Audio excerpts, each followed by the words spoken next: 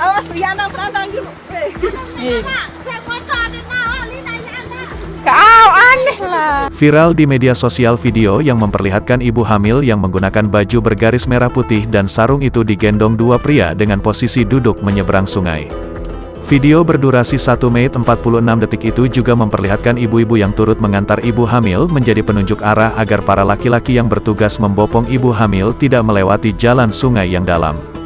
Diketahui, peristiwa itu terjadi di Lombok Tengah, Nusa Tenggara Barat, NTB. Ibu hamil tersebut rupanya digendong menyeberangi sungai beraliran deras untuk dibawa ke puskesmas. Kepala Dinas Kesehatan Lombok Tengah Dr. Suwardi mengungkapkan, peristiwa itu terjadi di Dusun Pemoles, Desa Batu Jangkih, Kecamatan Praia Barat Daya, Lombok Tengah pada Sabtu, tanggal 21 Mei tahun 2022, sore. Ibu hamil bernama Diansari itu terpaksa digendong lantaran kondisi jembatan penghubung Dusun Pemoles menuju puskesmas rusak parah. Ini karena jembatan yang di Pemoles rusak, sehingga ibu hamil yang mau melahirkan terpaksa dibopong melewati sungai menuju puskesmas Batu Jangkih, kata Suwardi.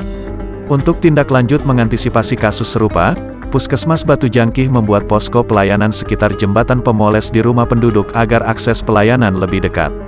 Tim Nakes PKM Batu Jangkih yang akan bertugas di posko Dusun Pemoles terdiri dari dokter, perawat, bidan, promkes dan kesling dalam bentuk piket, kata Suwardi. Ia menuturkan, ibu hamil itu kini telah melahirkan dengan selamat.